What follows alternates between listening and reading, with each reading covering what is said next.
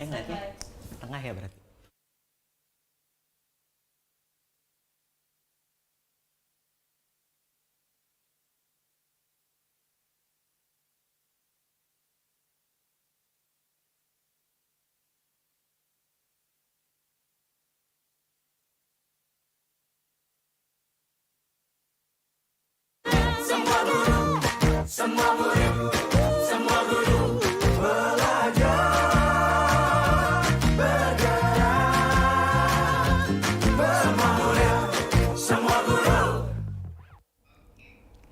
Halo semuanya, selamat datang kembali di kelas Ngobrol Publik Online spesial Pesta Pendidikan 2019 gitu.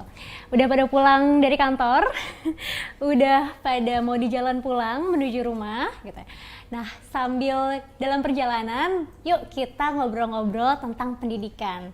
Nah, buat yang masih belum tahu nih, apa sih sebenarnya kelas Ngobrol Publik Online ini? Kelas Ngobrol Publik Online ini itu merupakan kelas yang bertujuan mengenalkan masyarakat luas berbagai isu-isu pendidikan. Nah, pada sore hari ini kita sudah kedatangan dua orang narasumber kita. Ya, kita akan membahas tentang kalau tadi sore kita sudah membahas tentang anak marginal, tanggung jawab siapa sih? Nah, kalau sekarang kita akan membahas tentang kemerdekaan belajar bagi seluruh anak Indonesia. Wah, ini agak berat nih ya, karena bagi seluruh anak Indonesia gitu. Nah, sebelum kita mulai ngobrol-ngobrol kita kali ini, kita kenalan dulu yuk sama narasumber kita. Ada dua orang. Selamat sore, Mas. Selamat sore, Mbak. Oke, boleh dikenalin dulu nih namanya dan asal komunitasnya apa sih? Saya dulu ya berarti. Boleh. Baik, nama saya Nurul Mukaram, biasa dipanggil Ade. Saya dari komunitas Kiri Budi, Yayasan Ini Budi. Yayasan Ini Budi. Ya. Oke. Selanjutnya yang kedua. Saya Alas Saragi dari komunitas Yayasan Sahabat Anak. Kami berkegiatan dari tahun 1997 sampai sekarang. 1997. Ya, sekarang tahun ke-23. Tahun ke-23, sudah 23 tahun Ya, berarti ya. khusus anak-anak jalanan. Wis, kita harus tepuk tangan. Yang di rumah bisa tepuk tangan juga. Oke, sekalian sambil kita nyambung kali ya, apa sih yang dilakukan nih? Yang dilakukan oleh Mas Ade dan juga Pak Ales gitu. Mungkin satu-satu dulu dari Mas Ade. Oh, boleh. Kalau Yayasan Kirim Budi sendiri itu adalah suatu program kita mendistribusikan flash disk ke daerah-daerah terpencil di Indonesia. Sasarannya daerah-daerah yang memang akses untuk informasinya itu terbatas. Isinya apa? Aku bawa contoh flash disknya ya, sorry untuk kebetannya. Flash disknya kayak gini, isinya adalah video pembelajaran, kemudian SD, SMP, SMA, kemudian ada video profesi juga. Di dalam sini memuat isinya 16 GB, memuat informasi-informasi tersebut yang disebarkan ke seluruh Indonesia. Harapannya apa? Harapannya anak-anak di daerah sana memiliki informasi yang sama seperti apa yang didapat di kota-kota besar sih. Lebih seperti itu. Okay. Ini isinya tuh yang bikin tuh siapa tuh Mas? Mas Ade apa? Enggak, ini macam-macam. Ada dari tim ini Kirim Budinya sendiri, kemudian ada dari konten kreator, di mana mereka membuat si video-video pengenalan profesi mereka. Let's say saya seorang HR di salah satu perusahaan. Dia bakal menjelaskan profesi HR itu apa sih, gimana sih cara profesi. Karena kan sebenarnya kalau kita lihat di luar sana tuh banyak anak-anak yang taunya profesi itu cuma yang mereka kenal aja di sekitar itu, kayak dokter, polisi, dokter, apalagi Mas guru itu kan gitu, nggak ada lagi tiga profesi favorit. Betul. Tiga profesi favorit. Untuk memberikan wawasan mereka lebih luas lagi, dibuatlah si flash disk Kirim Budi ini gitu. Oke. Berarti sekarang nih sudah tersebar kemana aja nih? Sekarang kita sudah sebar sampai 1.600 flash disk ini sudah tersebar. Berkat dukungan dari teman-teman, kita sudah baru jalan 2 tahun ini tahun kedua. Ini tahun kedua ya?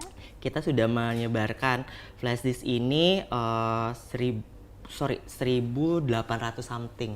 1.600 sampai 1.800 something flash disk ini ke daerah-daerah di Indonesia. Itu tujuannya guru-guru atau sekolah? Guru iya, sekolah, yayasan yang memang mereka ada yang mengajukan, ada yang memang kita rekomendasi sendiri. Dan dipastikan kalau misalkan kita kirim ini, mereka punya akses untuk memutar videonya, karena isi dari ini adalah video yang harus diputar di laptop atau PC. Komputer Betul, gitu komputer. Ya. Udah dikirim terus nggak bisa dipakai, sayang juga Iya, ya. sayang gitu makanya. Berarti ini udah 1.800 kali kalau satu sekolah ada 50, berarti udah 50 ribuan ya, banyak. Terus kita ya ngitung pokoknya. dulu berapa yang didapat. 50.000 Iya. siswa sudah bisa menonton video-video Betul. pembelajaran. Alhamdulillah. Oke, alhamdulillah. Oke, sip, mantap. Selanjutnya nih Pak Ales gitu, mungkin bisa diceritakan apa sih yang dilakukan? Sebenarnya kami ini komunitas relawan yang peduli kepada anak-anak marginal, khususnya anak jalanan. Nah, kita tahu salah satu hak anak berdasarkan Undang-Undang Perlindungan Anak adalah hak anak untuk mendapatkan pendidikan. Betul. Nah, seringkali anak-anak marginal ini bukan hanya karena keterbatasan ekonomi, tapi seperti tadi Mas Adi juga bilang, karena keterbatasan pengetahuan bahwa anak itu sekolah seolah-olah menjadi kewajiban. Padahal harusnya itu hak yang harus diperjuangkan oleh kita dan siapapun. Nah, kita meyakini bahwa salah satu cara untuk memperbaiki status sosial ekonomi seseorang atau anak Indonesia lewat pendidikan. Nanti kita bahkan bahas pendidikan seperti apa. Nah, seringkali kita terjebak dengan pendidikan sepertinya seolah-olah hanya sekolah formal. Padahal kita masuk ke pendidikan dalam arti yang sangat luas sekali. Seperti itu. Dan yang kita berdayakan tuh relawan-relawan. Kenapa kita buat komunitas ini? Karena kita lihat banyak orang-orang yang ingin berbuat tapi tidak tahu caranya. Iya, Tapi di sisi lain banyak anak-anak yang ingin datang katakanlah pertolongan tapi nggak tahu kepada siapa. Nah, ini kita pertemukan. Dan sambutannya luar biasa dari relawannya juga cukup antusias. Saat ini kami ada 8 wilayah di Jakarta, semuanya relawan. Nah, awalnya kami berdiri dalam rangka Hari Anak setiap 23 Juli yang kita rayakan. Nah, hak anak untuk mendapatkan pendidikan disambut baik dengan juga teman-teman para relawan-relawan ini, kalau kami disebutnya kakak-kakak yang ingin bertemu dengan mereka, lepas dari stigma-stigma yang selama ini mungkin negatif tentang anak marginal, anak jalanan. Demikian juga sebaliknya stigma dari anak-anak itu sendiri bahwa saya nggak mungkin berteman dengan kakak yang begitu beda jauh, baik dari status ekonomi, status sosial, dan juga mungkin dari segi pendidikannya. Lalu kita pertemukan di sebuah tempat yang namanya Jambore, jadi menginap 2 hari 1 malam. Nah, itu awalnya sehingga habis Jambore lalu di follow up.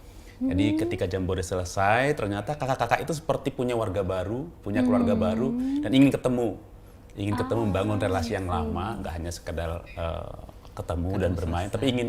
Jadi mereka datang sekali seminggu, bahkan ada yang 2 kali seminggu, bahkan ada yang 3 kali seminggu. Oh, tapi ini memang rutin ya? Ya betul, kita rutin. Ada yang sekali seminggu, ada yang 2 kali seminggu, ada yang 2 sampai 3 kali seminggu, tergantung kesepakatan karena ada yang hari biasa setelah jam kerja, ada yang memang di weekend, Sabtu atau Minggu, dan ada memang event tertentu seperti itu. Menarik sih. Menarik sih. Iya. Tapi ini masih di Jakarta ya Pak ya? Di kota-kota lain ada nggak tuh Pak? Sebenarnya yang pengen di kota lain tuh banyak mengadakan hal yang sama. Tapi kami ingin yayasan ini bukan yayasan yang besar, tapi spiritnya. Spirit menjadi sahabat buat anak-anak itu, karena rasionya seperti ini. Jumlah anak marginal katakanlah kalau kita buat data ya, ada sekitar 4,2 juta anak. Sementara pemuda kata relawan di Indonesia ini mungkin lebih dari puluhan juta. Kalau satu ambil satu aja, kita hanya butuh relawan hanya sepersekian persen dari penduduk Indonesia untuk menolong mereka. Seperti itu. Menolong dalam artian lewat persahabatan. Iya betul. Nah, jadi konteks menolong di sini bukan kita sebagai orang yang lebih lalu memberikan kepada mereka yang berkurang. Karena seringkali ketika kita ini pengalaman dari teman-teman relawan di lapangan, ketika kita sudah berteman dengan adik-adik marginal ini, kita juga banyak hal belajar justru dari mereka. Iya betul. Banyak pelajaran-pelajaran kehidupan ya tentunya dari anak-anak ini, bagaimana mereka berjuang dengan segala keterbatasan, bagaimana mereka harus membagi waktunya antara belajar, mengasuh anak, juga membantu orang tua. Dengan segala keterbatasan sumber daya yang mereka miliki, dana dan waktu, mereka bisa bagi. Coba bandingkan dengan kita, gitu. Kita mungkin waktu kita mungkin selalu luas untuk mau belajar, mau mengeksplor apa bakat kita, mereka nggak punya. Tapi di sini kok mereka bisa survive, kira-kira seperti itu. Banyak Emang pelajaran. balik lagi ya Pak ya, semua murid semua guru. Iya, betul.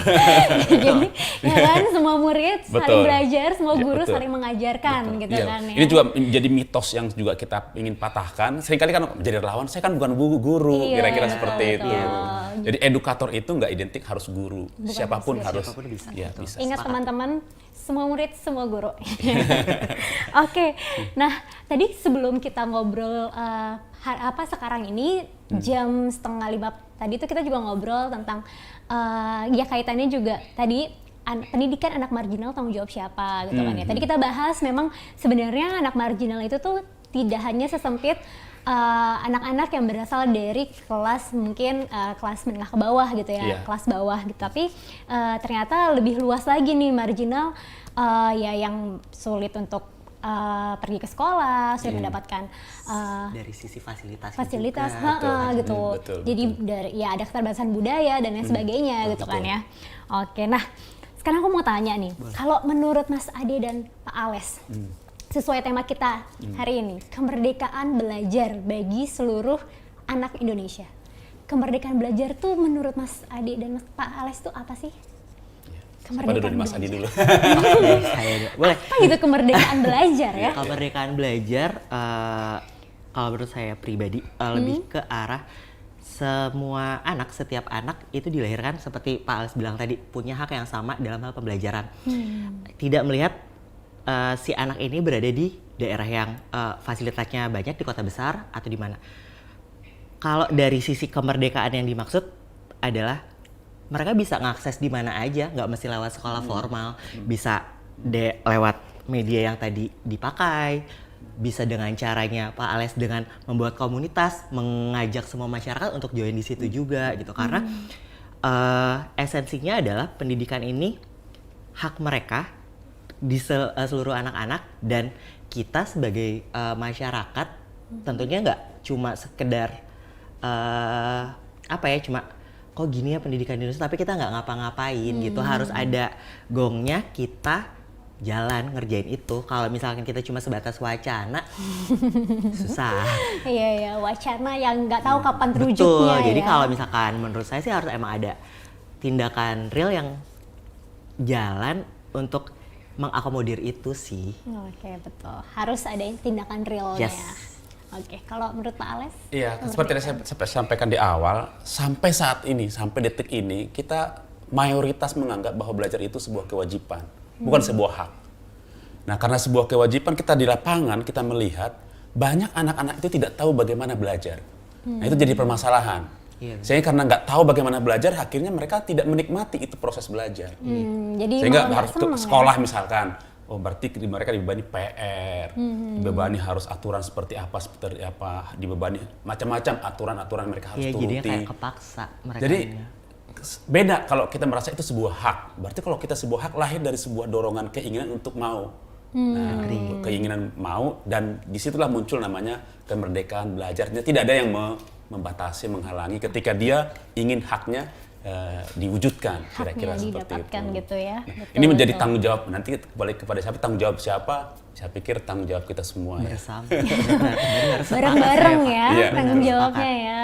Betul. Tapi paradigma itu harus kita kerja keras untuk merubah itu. Iya, Bahwa betul. belajar atau pendidikan itu hak, bukan kewajiban. Berarti bukan Seperti itu. wajib belajar berapa 9 tahun, tapi hak belajar seumur Betul. hidup. Gitu. Seumur hidup. Setuju. Betul. Seumur hidup ya. Itu hak lagi kita ganti. Hak belajar seumur hidup. Hak belajar seumur hidup ya. Iya. Oke. Nah, teman-teman sambil mengingatkan untuk teman-teman yang mau ikutan gabung bisa mengirimkan pertanyaan, tinggal tulis aja di kolom komentar, nanti akan kita diskusiin bareng-bareng. Oh, ini udah langsung ada pertanyaan dari Agastya. Apa standar kesuksesan Kirim Budi setelah memberikan USB gratis ini? Dia tertuju menarik. langsung. Oke, standar kesuksesan dibilang sukses adalah ketika Flashdisc ini sampai ke daerah-daerah yang memang sudah kita tuju. Oke. Kenapa? Karena kebayang nggak sih dengan satu Flashdisc ini, satu daerah itu mereka kita lihat anak-anaknya ya, mereka dapat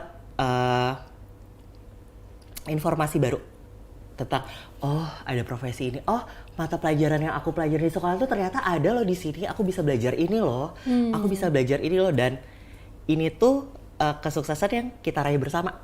Ini terjadi, dapat bisa rilis akhirnya dikirim ke daerah-daerah dengan semangat orang-orang yang membantu kita, relawan-relawan, baik konten kreator, donatur, semuanya yang turut mendukung ini. Dan standar kesuksesannya nggak bisa dilihat dari seberapa angkanya karena kita masih berproses untuk melakukan pengiriman ini, tapi dari esensi yang didapat dari penerima flash ini. Kalau misalkan teman-teman bisa lihat sedikit promosi, teman-teman relawan yang menerima flash ini, animo mereka ketika menerima flash ini kayak nyes, tau gak sih baca komennya? Nyes. Kayak terima kasih akhirnya anak-anak saya bisa blablabla, dan itu kayak itu tidak terbayarkan gitu ya. loh, tapi kayak ternyata small step yang kita buat big impact untuk orang banyak gitu. Maksudnya khususnya untuk anak-anak di daerah sana gitu sih. Buat kita sederhana sebenarnya. Buat kita sederhana, kamu flash disk ngopi berapa gitu sih? ya. Biasa. Hilang juga nggak apa-apa biasanya. Betul, Mas. Ini ngopi, misalnya ngopi kita setengah jam, let's say ya, dengan banyaknya materi. Setengah jam kita memakan waktu, kita ngobrol kayak gini, ya, terus tiba-tiba jadi, kirim ke sana, terima, dilihat anak-anak, oh bahasa mereka, dan itu tuh kayak nggak bisa kebayar sama apapun sih. Iya betul. Nggak bisa. Pekerjaan yang sederhana tapi punya dampak yang luar biasa Yes, gitu untuk agree, orang-orang di sana. agree. Gitu ya. Oke.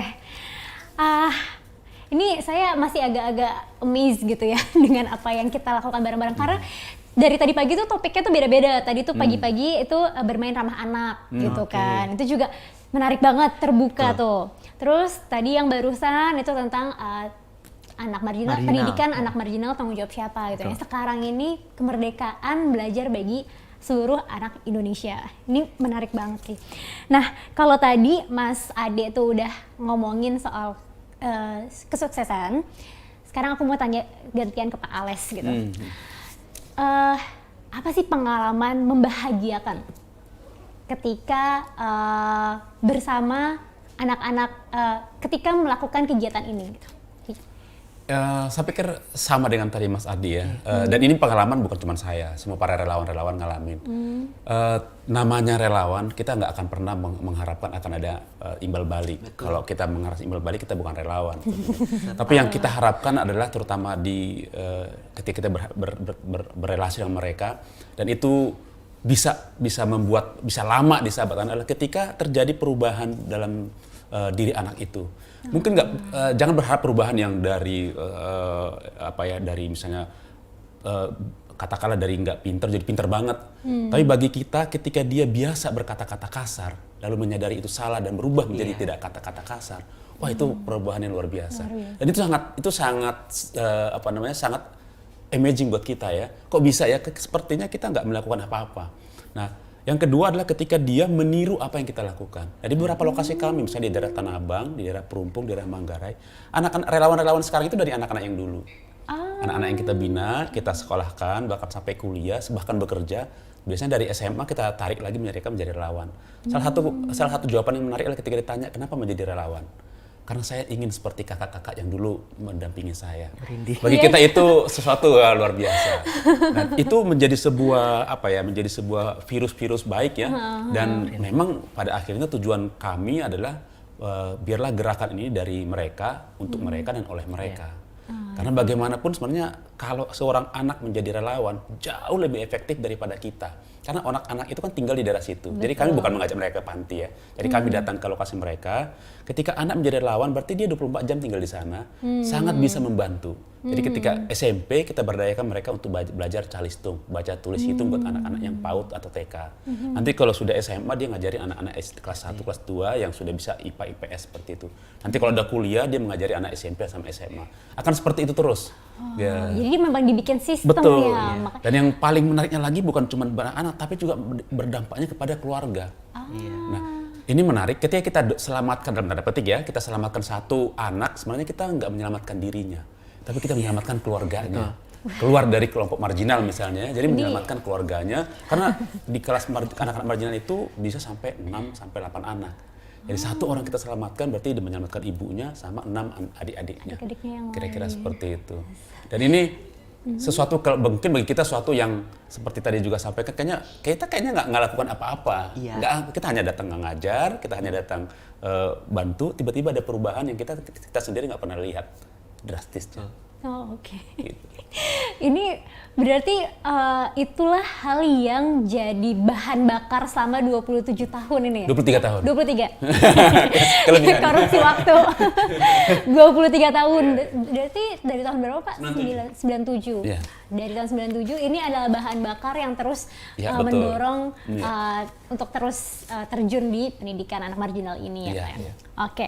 Nah, kita ada pertanyaan lagi nih Pak. Ini pertanyaannya dari Fatah. Terima kasih tadi Agastya ya. Tadi Agastya, sekarang Fatah. Terima kasih sudah mengirimkan pertanyaan gitu. Nah, pertanyaannya adalah apa saja kriteria anak-anak muda yang ingin bergabung menjadi di Sahabat Anak tapi di luar Jakarta? Di luar Jakarta ya. Di luar Jadi, Jakarta. kami ada kegiatan rutin. Setiap tahun kami lakukan namanya Jambore Sahabat Anak. Dalam rangka Hari Jambore Anak. itu ya. Misalnya dekat-dekat dengan, kalau tahun ini kita 22 Juli.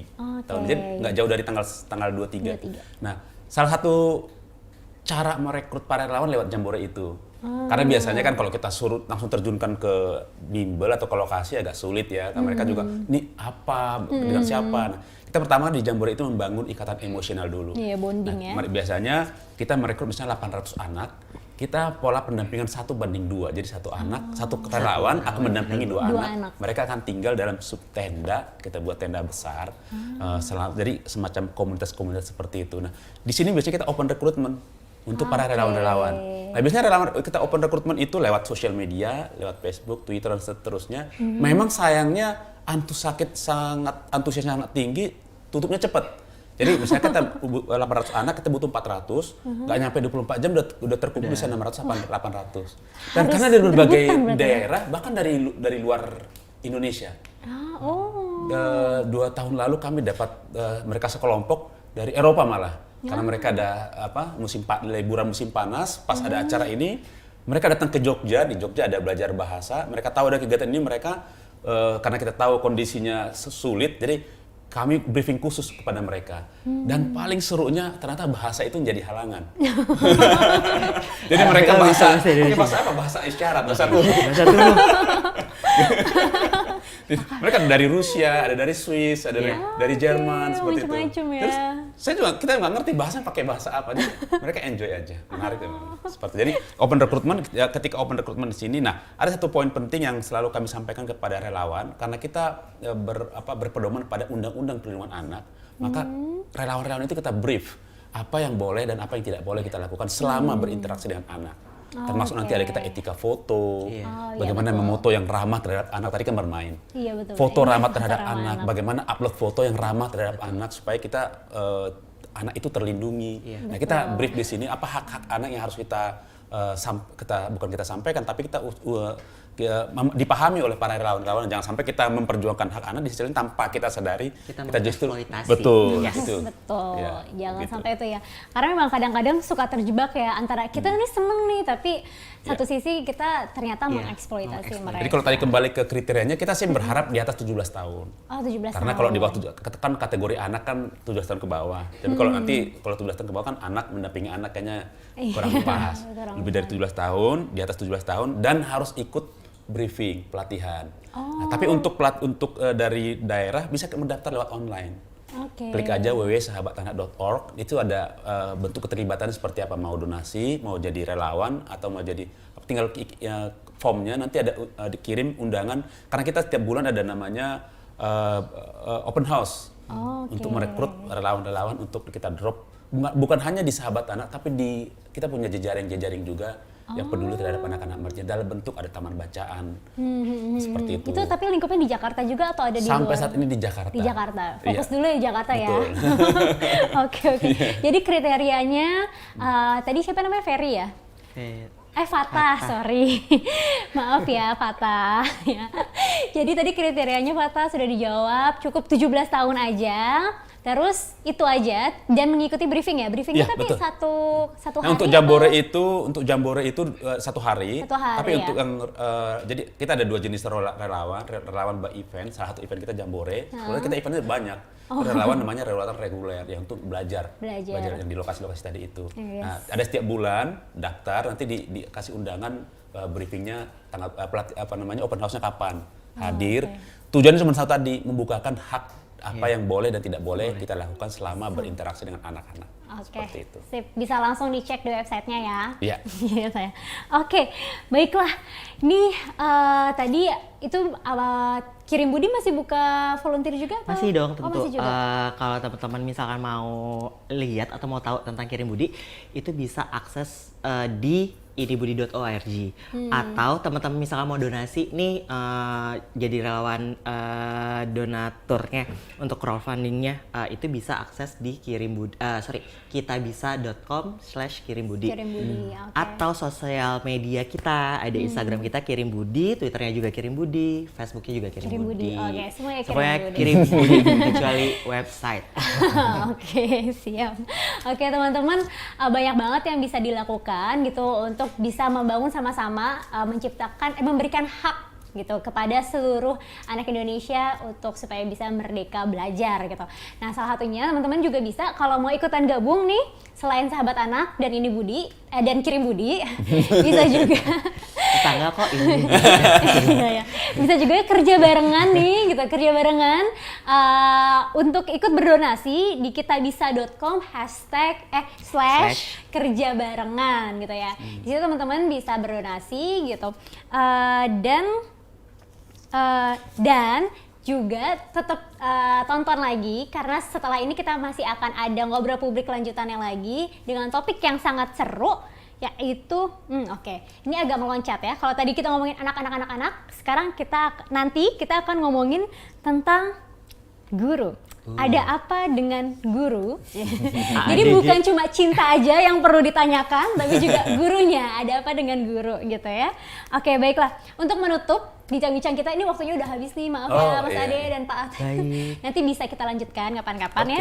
Nah, untuk menutupnya, apa nih yang mau disampaikan Mas Ade dan juga Pak Ate kepada teman-teman tentang kemerdekaan belajar anak? Oke, dari aku dulu ya. Ya.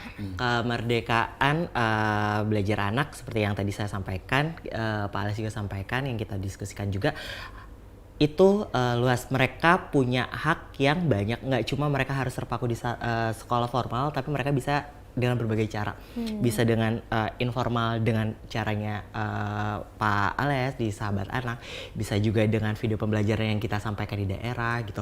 Dan kita di sini bertiga semuanya di sini perlu dukungan teman-teman, nggak cuma kita aja yang jalan, kita nggak bisa cuma jalan bertiga. Itu kita perlu dukungan semuanya, bantuan semuanya, support semuanya untuk ini tetap jalan inline dengan memerdekakan hak anak tadi gitu sih. Sip. Pak Ales ada kata penutup? Ya, kemerdekaan pendidikan itu adalah tanggung jawab kita semua. Jadi sekecil apapun yang bisa kita lakukan, kita harus merasa bahwa itulah tanggung jawab kita. Tanggung jawab kita. Anak-anak sekarang adalah masa depan bangsa ini. Jika kita berbuat, bagi kita mungkin hal yang sederhana mungkin, tapi bagi anak itu mungkin suatu hal yang luar biasa. Oleh karena jangan pernah berhenti untuk berbuat sesuatu, terutama untuk mendidik anak-anak, untuk anak Indonesia yang lebih baik. Mantap. Dan berbuatnya sekarang ya Pak? Betul. Ya? Oke. Sekarang juga. Oke, teman-teman, kalau gitu cepet-cepet buru-buruan untuk ngebantuin pendidikan Indonesia gitu ya. Oke deh, kalau begitu terima kasih Pak Ales dan juga Mas Ade. Gitu. Terima kasih teman-teman yang udah ngikutin ngobrol publik kita kali ini. Kita akan ketemu lagi nanti ya. Jangan lupa jam 8 malam. Sampai jumpa. Bye-bye. Kita bisa